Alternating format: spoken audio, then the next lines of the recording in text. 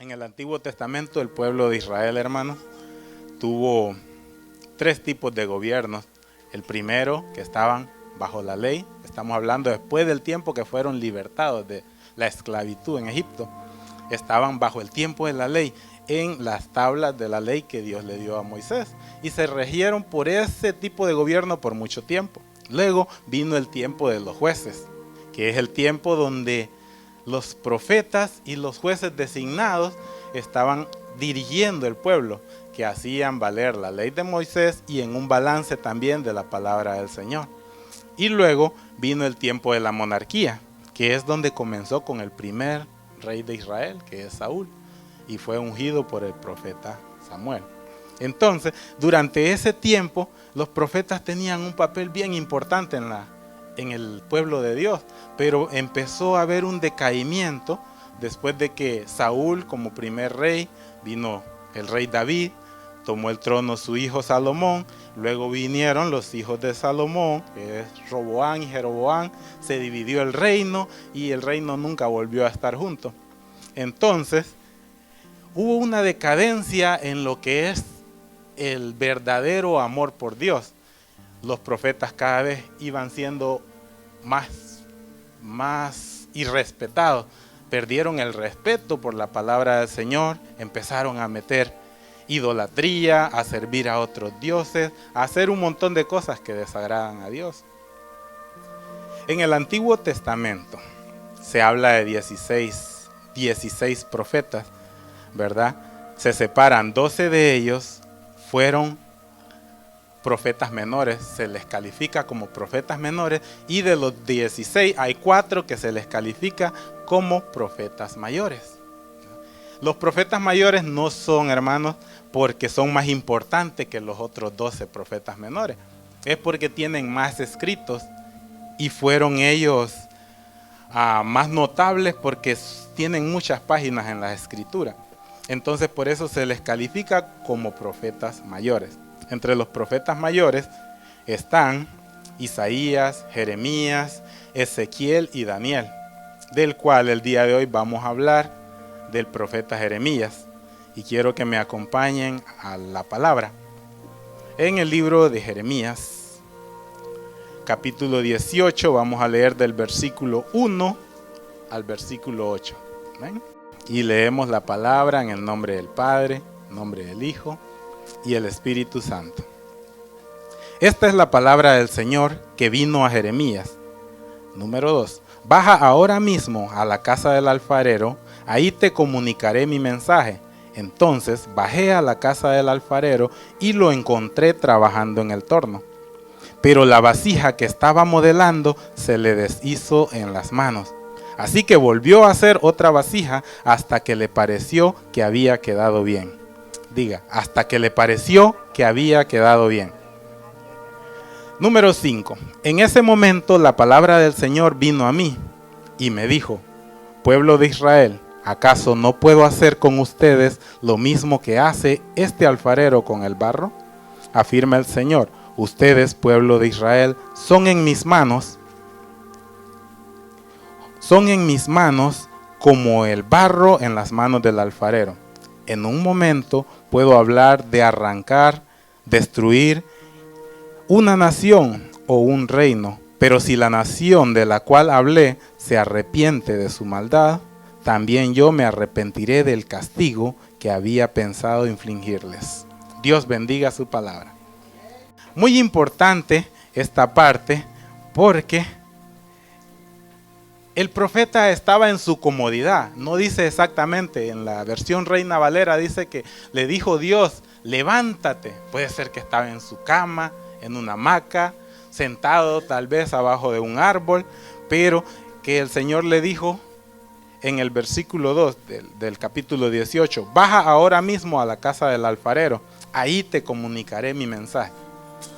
Está bien interesante porque a veces nosotros queremos que Dios nos hable en la comodidad de nuestro hogar, en la comodidad de nuestro trabajo. No tenemos a veces ese tiempo o el lugar para permitir que Dios nos hable. Pero el Señor específicamente le dijo: baja ahora mismo. O sea, deja de hacer lo que estés haciendo y ve porque te voy a mostrar el mensaje que tú le des al pueblo. Entonces nosotros muchas veces queremos esa facilidad, pero el Señor quiere que nosotros demos un paso para que busquemos la voluntad de Él. No siempre el Señor nos va a hablar ahí en el sitio donde estamos. El Señor quiere que nosotros accionemos en fe y que seamos obedientes. El punto número 1 del cual quiero hablar es acerca de la función de un profeta. Y comienza ahí justamente en el versículo 2 que acabamos de leer. La función de un profeta es enseñar la verdad e interpretar la palabra de Dios. Es un trabajo bien difícil porque muchas veces por quedar bien con algún grupo de personas preferimos callar y no decir lo que Dios quiere que realmente digamos. Pero el profeta tiene esa carga sobre sus hombros que tiene que decir la verdad. Tiene que decir, quede mal con quien quede mal, pero él tiene que hablar lo que Dios puso en su corazón hablar. ¿Están conmigo? Amén. Llama a los que no son justos al arrepentimiento y recibe revelación directa de Dios para nuestro beneficio. No nos gusta que nos digan a veces palabras de exhortación. Nos gusta muchas veces que nos animen, ¿verdad? Que nos digan que las puertas de los cielos se abrirán y que la bendición va a sobreabundar en nuestros hogares. Pero cuando se nos dice lo que Dios quiere que soltemos para que empecemos a caminar conforme a la voluntad de Dios, a veces no nos gusta. Y es el trabajo del profeta, venir y decirle a las personas que están caminando de una forma, como decimos, chueca, a que enderecen el camino. El Señor puso en mi corazón como barro en sus manos. Ese es el tema de lo que estamos hablando este día. El profeta no solamente recibe revelación y dirección de Dios para nuestro beneficio, también él puede ver el futuro. Puede ver el futuro y predecir lo que viene para una nación, para una ciudad, y tiene que decirlo. Por eso eran muy odiados en los tiempos donde se perdió ese amor por los profetas, por los reyes, porque no le gustaba cuando el profeta venía y le decía al rey: tú estás alejado del camino de Dios, de ahora en adelante va a venir calamidad a tu casa. Entonces se enojaban. El profeta Jeremías fue un profeta muy perseguido y muy lastimado.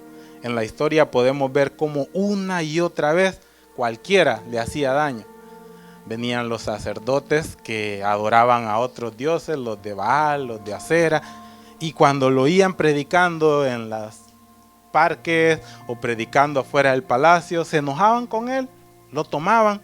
Pueden ver en el capítulo 20 y 21, habla cómo fue lastimado por reyes, príncipes, sacerdotes, hasta el que barría en la calle actuaba mal contra él porque se había degradado la posición de un profeta. En el tiempo cuando el profeta Samuel ungió a Saúl, gobernaba el rey, pero los profetas tenían igual decisión sobre el pueblo porque eran los que dirigían antes de que existiera un rey. Pero fue degradándose todo hasta que llegó el tiempo que el profeta solo era Dios el único que los sostenía en vida, porque todo el mundo los lastimaba y no los respetaba. Pero aún así ellos siguieron haciendo la voluntad del Señor. El profeta Jeremías también fue conocido como el profeta llorón. ¿Cuántos han escuchado eso? El profeta llorón. Él escribió el libro de Lamentaciones. No aparece ahí específicamente, pero por los atributos y la forma de escritura se sabe que fue escrito por el profeta Jeremías. El nombre Jeremías significa a quien Jehová ha designado. Cada nombre de los profetas tenía un significado especial para Dios y el pueblo lo sabía, y por eso entendían que Dios fue quien los llamó y los nombró. La fecha de ministerio de él duró 40 años. Tuvo con 3 reyes, dando palabra, dando profecía. Duró 40 años. Entre los 3 reyes que a él le tocó está el rey Josías, Joacim, y el último antes de que el pueblo de Israel fuera tomado cautivo y llevado como esclavos a Babilonia. Sedequías es el nombre del último. Ustedes, si han leído este libro de Jeremías, vieron lo que pasó en el capítulo 21 con este rey que no quiso hacer caso a la instrucción del profeta. El profeta le dijo: el Señor dice en este momento que puedes salvar tu vida y la de tu familia si te rindes ante el rey de Babilonia. Van a ser llevados como esclavos, pero no van a morir, van a preservar su vida. Y resulta que él no quiso hacer caso. Él dijo: no, yo no me puedo rendir ante el rey de Babilonia, voy a luchar. Fue en contra de la palabra del Señor, y si leen el capítulo van a ver que su familia y él perecieron, fueron asesinados porque no quiso rendirse, a pesar de que Dios ya había lanzado una declaración de que iban a ser tomados por los babilonios. Continuamos en el mensaje, nomás solo para que tengan una reseña de lo que estamos hablando. Seguimos en el punto número 1, la función del profeta. Baja ahora mismo y ve al lugar. Ahí hay una enseñanza bien grande, porque el profeta sale de la comodidad en la que él estaba y va a cumplir lo que el Señor le dijo que hiciera. No se quedó ahí, pudo haberse quedado y esperar a que el Señor, ya que no se movió del lugar, que Dios venga y le revelara en el lugar donde está. Pero no, él se movió y fue a hacer lo que el Señor le dijo. Punto número 2. Nos habla de la casa del alfarero. Está en el versículo 3. Ahí cerquita, no tiene que buscar. Mismo capítulo 18. Dice: entonces bajé a la casa del alfarero. No se quedó en el mismo lugar. Hizo lo que Dios le dijo. Y lo encontré trabajando en el torno. La casa del alfarero. Al igual que un alfarero, Dios nunca descansa. Dios está 24/7 para el servicio de nosotros. Él es nuestro creador y siempre va a estar pendiente de las necesidades que nosotros tengamos. Él siempre está trabajando en la edificación de su obra, o sea, en nosotros. Si Dios no solamente te creó, también va a llevarte hasta cumplir su propósito en ti. Entonces, por eso dice que cuando él bajó a la casa del alfarero, ahí en el versículo 3, que encontró al alfarero trabajando, lo encontró ocupado, no estaba sentado. Estaba en la casa, pero estaba trabajando. Muchos de ustedes tienen negocio personal y tienen que salir, ¿verdad? Manejar en el carro ciertas millas y llegar a su trabajo. Pero en este caso el alfarero trabaja desde su casa y no descansa. Siempre está trabajando en la edificación de su obra. Muy importante, porque no encontró al alfarero haciendo nada. Lo encontró trabajando en su obra.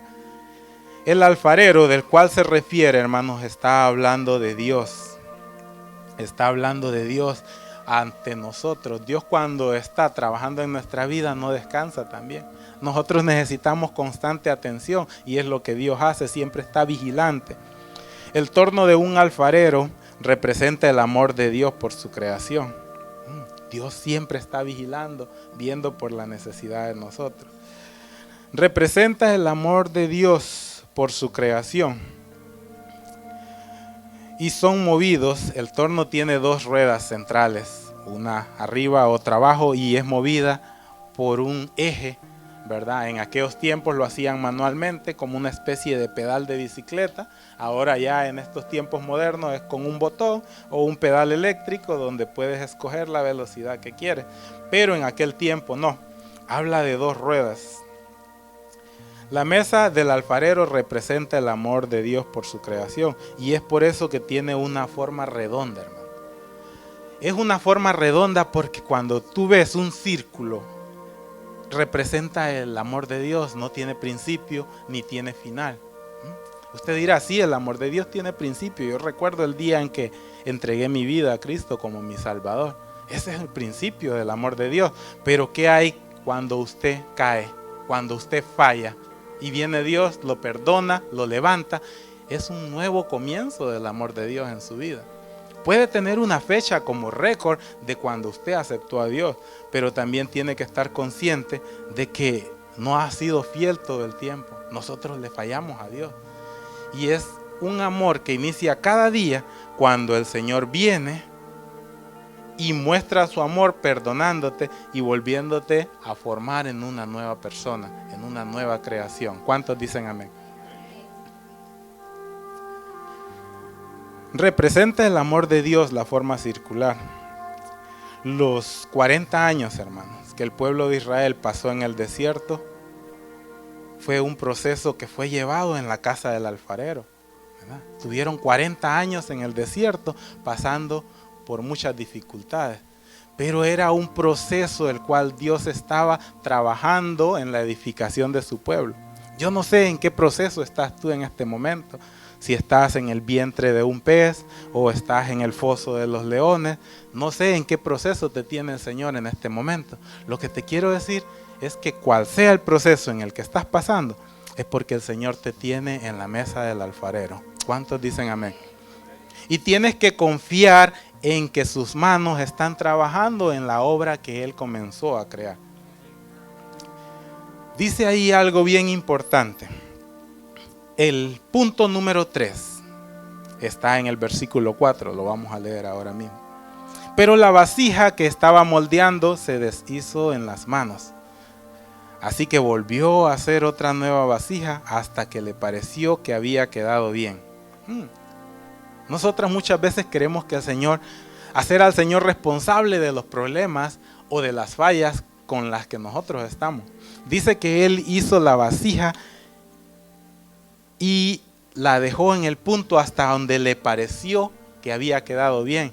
No dice ahí que se detuvo hasta que la vasija quedó perfecta.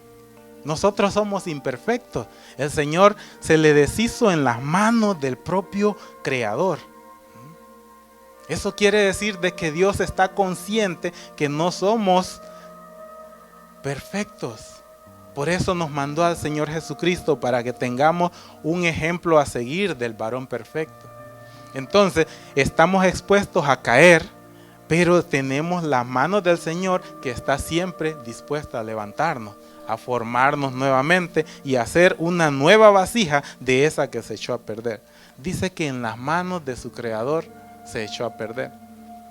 Y paró de hacerla hasta el momento en que le pareció que había quedado bien. Definición del barro: es una masa moldeable. Esta es una definición secular. Es una masa moldeable que solo se consigue combinando adecuadamente agua, tierra y arcilla. Y tiene que quedar a un punto donde pueda ser moldeable, porque si le falta agua no va a poder ser moldeable por las manos del alfarero. Si le puso demasiada tierra, tampoco va a quedar en una textura en la cual va a poder ser moldeable. Dice que tiene que ser combinado adecuadamente esa mezcla para que el alfarero pueda utilizarlo. El barro representa al pueblo de Israel. El barro te representa a ti, hermano. Estamos hablando espiritualmente, estamos viendo esta enseñanza en Jeremías 18, pero el Señor estaba hablándole al profeta con un ejemplo físico, términos espirituales. ¿Están entendiendo? Lo mismo que pasó en la casa del alfarero es lo que el Señor le está diciendo al profeta Jeremías que va a pasar con el pueblo. Algo físico para mostrar términos espirituales. Y lo estamos viendo, lo vamos a ver más adelante explicando por qué el Señor lo llevó a la casa del alfarero, pudiendo haberle dicho el mensaje en el lugar donde el profeta estaba. El profeta tuvo que ver físicamente lo que el Señor quería mostrarle. Y por eso dice que el barro representa al pueblo de Israel, te representa a ti. Nosotros, al igual que el pueblo de Israel, fuimos extraídos, sacados de un hoyo. El barro no lo encuentras, hermano, así arriba, porque lo que hay superficial es polvo.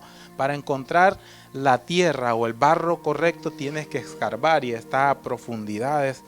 Por eso se dice que fueron sacados del hoyo y fueron sacados de la esclavitud de Egipto y traídos a la tierra donde fluye leche y miel. Nosotros aquí somos de diferentes países. O sea, nuestros hijos han nacido aquí, pero nosotros venimos de otro país y quien nos trajo y nos tiene aquí en este país fue Dios. Amén. A lo mejor vivíamos vidas que desagradaban al Señor. Estábamos haciendo cosas que no iban caminando conforme a lo que dice aquí en el manual de vida. Y el Señor nos trajo aquí a la tierra donde fluye leche y miel, no solamente para que tengamos posibilidad de mandar remesas a los países donde estamos. No solamente para que nuestros hijos tengan lo que nosotros no tuvimos. Nos trajo aquí porque tiene un propósito y Él está trabajando en la obra que comenzó en esa mesa del alfarero. Tú eres esa obra que el Señor comenzó. Y el Señor no quiere dejarlo a medias. Porque sabe que en el camino estamos expuestos a que se deshaga, a que nos deshagamos en sus manos. Pero Él está listo para poder volver a juntar esa arcilla, esa masa y poder hacernos nuevamente una nueva creación. Amén. Dele un aplauso al Señor si está entendiendo, hermano. Dios es bueno y está hablando al corazón de cada uno. Fuimos sacados de la esclavitud también, al igual que ese pueblo. El gran alfarero es Dios y todavía sigue trabajando en la obra de su pueblo.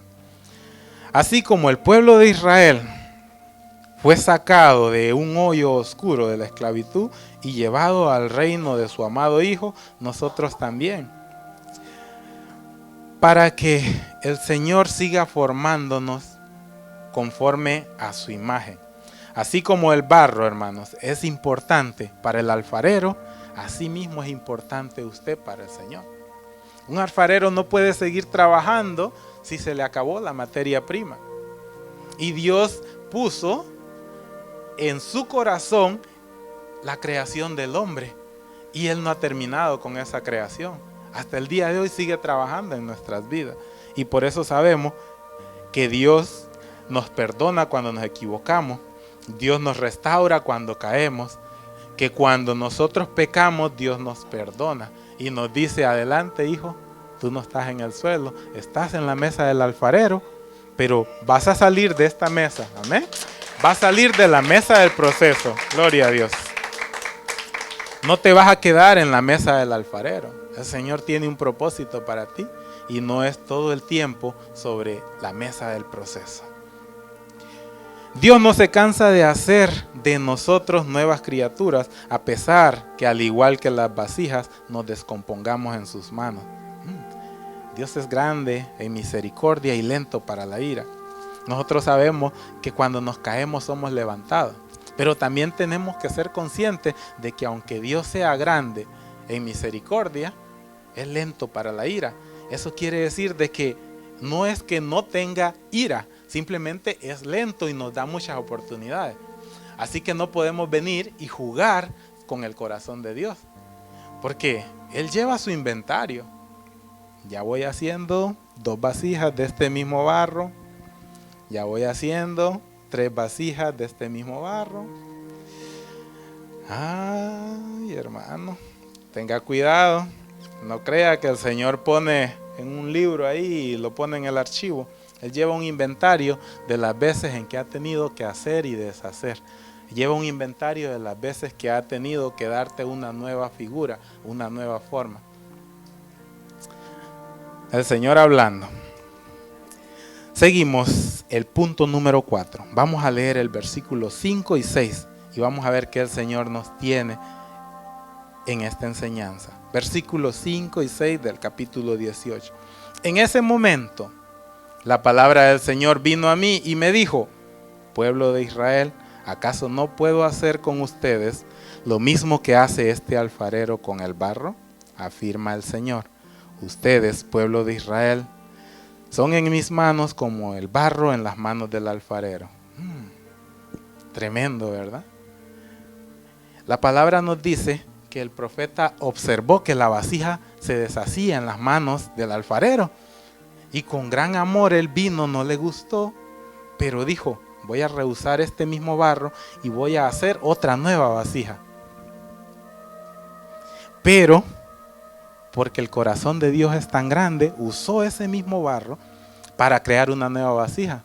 Pero Él tiene el poder y puede decidir tomar ese barro y no seguir perdiendo el tiempo más en él y echarlo a un cesto de la basura.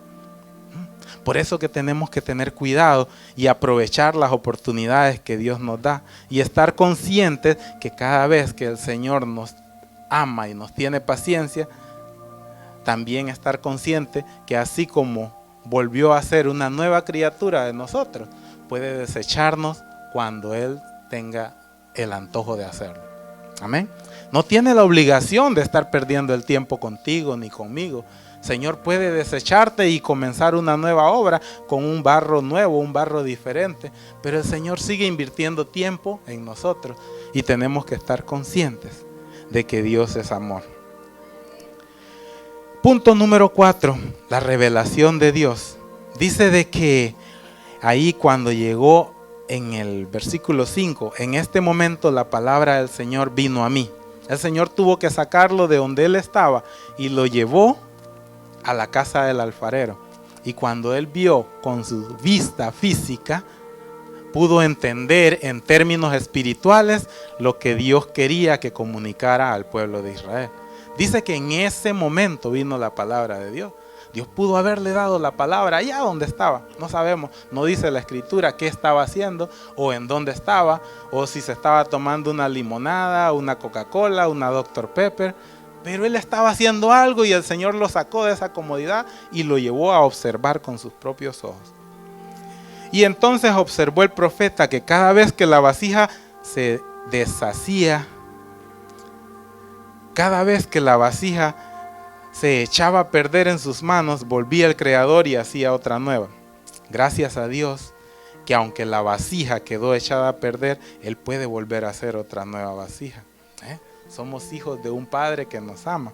Puede volver a hacer una nueva vasija usando el mismo barro, como dije anteriormente, ya que el Espíritu regenerador puede restaurar la vasija echada a perder y formarla en una nueva creación. Nosotros no podemos condenar cuando un hermano se equivoca, porque es Dios el que se va a encargar de regenerarlo. Pero también tenemos que estar conscientes que cuando nosotros nos equivocamos, es el mismo Dios que va a regenerar al hermano, el que va a regenerarnos a nosotros. Entonces tenemos que estar bien seguros de que tenemos un Dios de amor que está observando lo que hacemos, que lleva un registro de las veces que nos ha bendecido y que hemos derrochado lo que ha puesto en nuestras manos. Entonces tenemos siempre la responsabilidad de cumplirle a Dios. Sabemos que vamos a fallar algunas veces.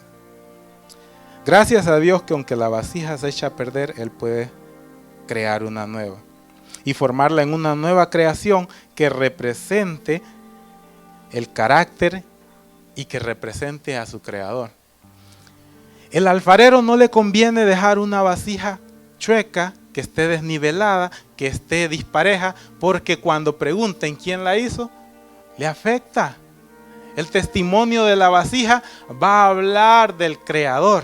Entonces, por eso Dios necesita que nosotros caminemos conforme a su voluntad, que entendamos de que este no es un libro común y corriente, que es un manual de vida, y cuando otras personas que no conocen de Él nos miren caminando en la calle, sepan que somos hijos de Dios, sepan que somos creación de Dios. Dele un aplauso al Señor si está entendiendo.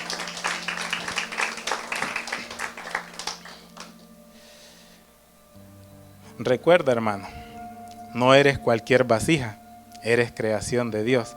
Dígale a su hermano que está ahí a la par, no eres cualquier vasija, eres creación de Dios. Amén, gloria a Dios. El alfarero viene y hace una construcción de vasijas masiva. Él viene, hace una vasija, las pone en un estante y espera a que alguien venga, le guste y pague un precio por ella. Son vasijas que no tienen vida, las que hace un alfarero regular. Pero las vasijas que hace el alfarero supremo son vasijas que tienen vida. Vamos a ir Génesis 2:7. Eres una vasija viva. Y Dios el Señor formó al hombre del polvo de la tierra. Sopló en su nariz aliento de vida, y el hombre se convirtió en un ser viviente. Amén. Usted fue creado del barro. Usted salió de la tierra y el Señor le dio un soplo. O sea, no quedó en un estante como una vasija muerta. Es una vasija que tiene vida. Y Dios le plació darle vida para que junto con esa vida usted también tenga libre albedrío. Las vasijas que están en el estante del taller del alfarero no tienen vida. Cualquiera puede comprarlas. Solo tiene que llegarles al precio. Pero usted es una vasija viva y no cualquiera puede comprarlo. No cualquiera puede pagar el precio. Usted tiene un precio especial que no se puede tasar con monedas, ni con dólares, ni con un cheque en blanco. Precio de sangre. Fue el Señor Jesucristo que vino a darte vida y no cualquier vida. Compró todo lo que el enemigo tenía para que tú pudieras vivir en abundancia. Te sacó de las manos del enemigo para darte vida. Las vasijas que están en el estante del alfarero no pueden decidir lo que se va a depositar en ella. El que las compra le puede poner lo que quiera.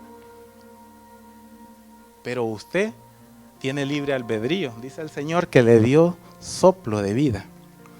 Usted sí puede venir y decir, yo no permito que deposite ese contenido sobre mí. Amén.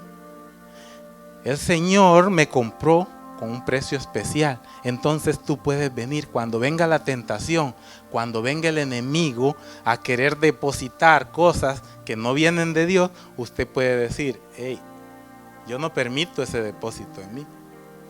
Usted puede escoger que se deposite sobre usted todo lo que viene de Dios, pero no lo que no viene de Dios. ¿Ay? Libre albedrío. No puede permitir que otra persona tome control o que el enemigo tome control de lo que Dios depositó en usted. Eres una vasija viva. Dígale al que está ahí al lado. Amén. No podemos culpar a Dios por nuestras malas acciones. No podemos decir que Dios me creó, entonces Dios tiene la responsabilidad de lo que traigo dentro de mí. No, Dios te dio libre albedrío. El Señor viene, te creó. Dice que cuando decidió hacer al hombre y lo puso en el jardín del Edén, le dijo, tú vas a señorear sobre las aguas, vas a señorear sobre los peces, sobre las criaturas que vuelan, las que están en la tierra, pero, y le dio como libre albedrío que podía hacer todo eso, y le dio también la opción de algo que no podía tocar. El Señor te dejó que tú tomaras la decisión, así como lo hizo en ese tiempo con Adán y Eva. Y ellos tomaron la decisión de desobedecer la única regla que Dios dio. Y nosotros hacemos lo mismo muchas veces. Sabemos que está caliente, pero ponemos un dedo y no está tan caliente, está tibio, ya ponemos toda la mano, está tibiecito, se aguanta. Venimos y empezamos y cuando menos esperamos estamos adentro. ¿Por qué? Porque no estaba suficiente caliente según nosotros y nos fuimos metiendo. El enemigo permitió que no sintieras el verdadero infierno para hacer que tú caeras. Y cuando estamos adentro, estamos buscando ayuda, queriendo que Dios resuelva los problemas, cuando Él nos dijo que no nos metiéramos ahí. Amén. No podemos culpar a Dios por nuestras acciones. Vamos a ver qué dice ahí en Romanos 9:21. Ya para terminar. Romanos 9:21. No tiene derecho el alfarero de hacer lo mismo, del mismo barro, unas vasijas para usos especiales y otras vasijas para usos o fines ordinarios. Dice que del mismo barro el alfarero vino y volvió a hacer otra vasija. Una vez que ya estás creado como vasija, tú tienes la elección, el libre albedrío de escoger si vas a hacer una vasija especial o vas a hacer una vasija ordinaria. ¿Están conmigo? Tú puedes escoger si vas a ser usado para fines especiales o te vas a quedar para fines ordinarios. Está bien pesado, ¿verdad? Queremos ser especiales, pero no estamos dispuestos a pagar el precio. El precio es alto. El precio es alto. Tenemos que ser obedientes. No es fácil seguir el camino de Dios, pero no es imposible. Entonces, cuando nosotros ponemos un poco de sacrificio, ponemos orden en nuestras vidas, ponemos en nuestras prioridades a Dios y dejamos que sea el Espíritu Santo el centro de nuestro hogar, el centro de nuestra vida, el Señor hace grandes cosas en la vida del cristiano. ¿Una vasija especial o una vasija ordinaria? Dios es bueno, hermano, y quiere seguir perfeccionando la obra de sus manos. Vamos a leer lo que dice en el siguiente versículo 7 y 8, ya para terminar. En un momento, dice el Señor, puedo hablar de arrancar, derribar y destruir una nación o un reino, pero si la nación de la cual hablé se arrepiente de su maldad, también yo me arrepentiré del castigo que había pensado infligirles. En su misericordia, nosotros le fallamos a Dios, pero Dios viene y nos dice que cuando fallamos y de verdad reconocemos que fallamos y con un corazón humillado venimos al Señor, pedimos perdón y el Señor se agrada de ese perdón, dice de que Él puede retractarse del castigo que pensaba poner a tu vida. Entonces, si el Señor en este momento te tiene pasando por algún proceso que no es agradable, nos gustan las bendiciones, no nos gustan los procesos, pero si tú en este momento abres tu corazón al Señor y le dices, Señor, yo quiero parar de hacer lo que a ti te desagrada, yo quiero parar de hacer, Señor, lo que ofende,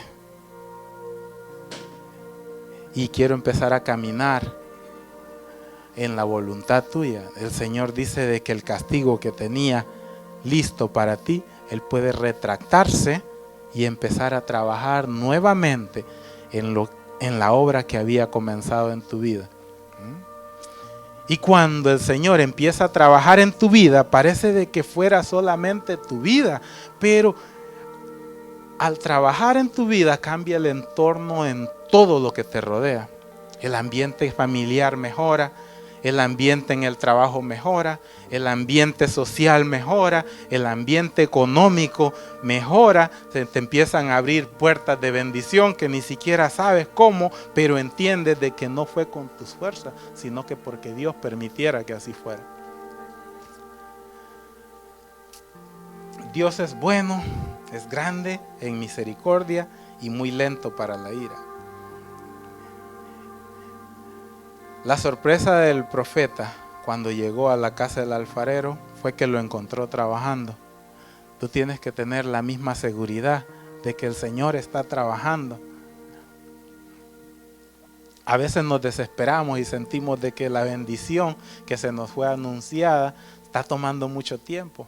Pero Dios trabaja en tiempos perfectos y los tiempos de Dios no podemos medirlos con un reloj o con un cronómetro. Los tiempos de Dios son celestiales, son divinos, y entonces nosotros tenemos que estar conscientes que cuando venga el tiempo de que Dios bendiga como nos ha prometido, tenemos que estar listos y preparados para recibir esa bendición.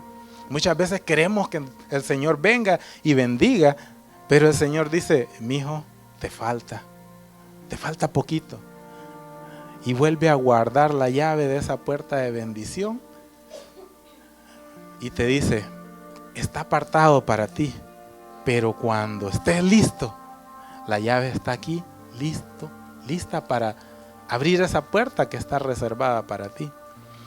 Tenemos que dejar de hacer lo que desagrada a Dios y empezar a creer que Él quiere bendecirnos. Muchas veces creemos que nos conocemos a nosotros mismos. Y nadie puede conocerse a sí mismo si no conoce al que lo creó. Muchas personas dicen, yo hago esto, yo hago lo otro.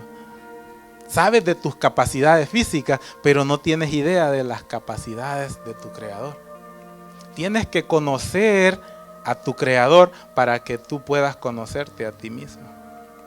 Y la única forma de hacerlo es entender de que Dios quiere seguir moldeando tu vida, de que Dios quiere trabajar en la vida de cada uno de nosotros.